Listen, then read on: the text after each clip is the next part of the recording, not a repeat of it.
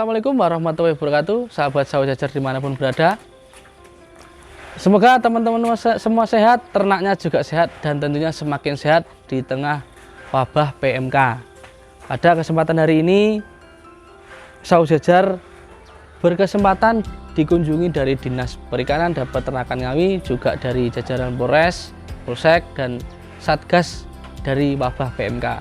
Seperti apa nanti bincang-bincang kita bersama beliau-beliau, langkah apa yang harus ditempuh, terus bagaimana untuk menjaga kandang kita supaya tidak terkena wabah tersebut. Di sawah jajar sendiri kita bersihkan kandang kita jaga kandang sebersih mungkin. Pagi sore kita bersihkan, habis dibersihkan disemprot disinfektan. Begitu pula di pintu masuk kita sediakan disinfektan. Mobil, orangnya pun juga harus disemprot, disterilkan supaya meminimalisir virus itu masuk ke kandang kita. Dan semoga kita semua terlindungi dari wabah tersebut. Bagi teman-teman semua, gak usah panik, ikhtiar, berdoa, semoga nanti ada jalan yang terbaik untuk teman-teman semua. Apalagi sebentar lagi sudah menjelang Idul Adha, momen yang sangat ditunggu-tunggu bagi peternak dalam 1 tahun sekali. Di situ ribuan sapi, ribuan domba, ribuan kambing dibutuhkan di masyarakat umum. Pada mendekati momen itu kita dicoba oleh Allah Subhanahu wa Ta'ala dengan wabah PMK. Semoga ini menjadi pembelajaran buat kita lebih waspada, lebih menjaga kesehatan sapi-sapi kita, dan semoga wabah ini segera berakhir. Bagaimana bincang-bincang saya dan juga beliau-beliau dari Satgas? Ikuti video kita dari awal sampai selesai.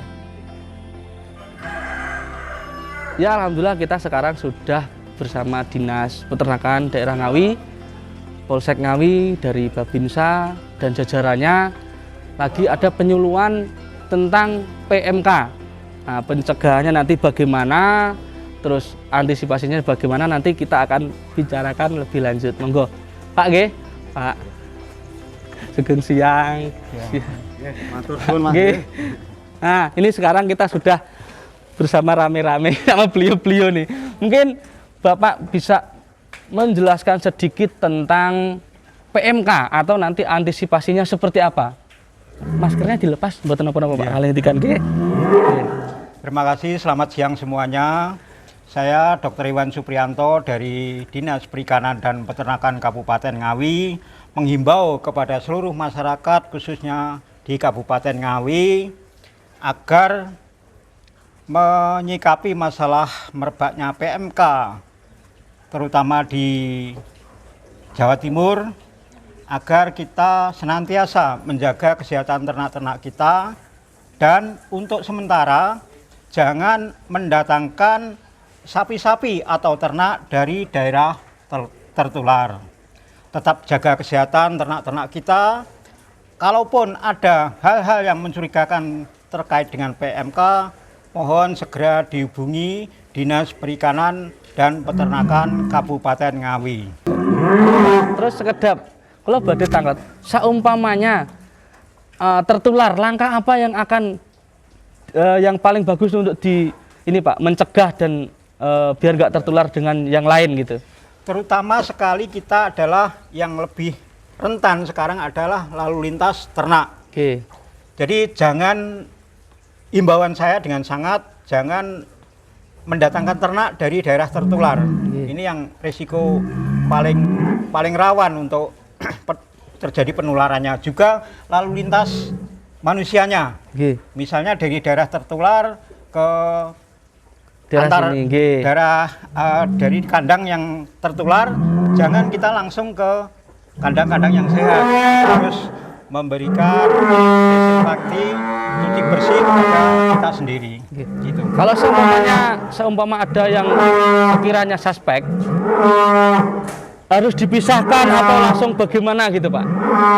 Ya, jadi ada yang suspek, kita pisahkan, kita karantina, dipisahkan dari ternak-ternak sehat kurang lebih 14 hari. 14 hari, selama 14 hari itu kita perlakukan pemberian obat-obat suportif, vitamin, antibiotik untuk mencegah terjadinya infeksi sekunder karena PMK itu. Terus Jawa Timur itu daerah mana Pak yang? Untuk sementara ini saya sebutkan, maaf ya, itu Mojokerto, Sidoarjo, Lamongan, dan Gresik. Nah, nanti teman-teman yang di daerah Ngawi kita bisa sharing, diskusi seperti apa PMK itu.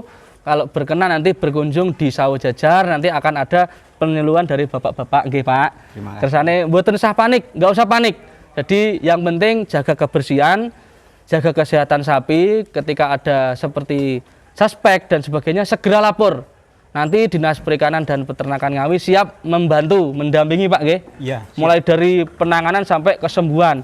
Terus tingkat kematian itu sendiri berapa persen, Pak? Begini, untuk kasus PMK itu ada istilahnya mortalitas dan morbiditas. Morbiditas itu angka kesakitan itu bisa mencapai 90 sampai 100%. Jadi bisa semuanya.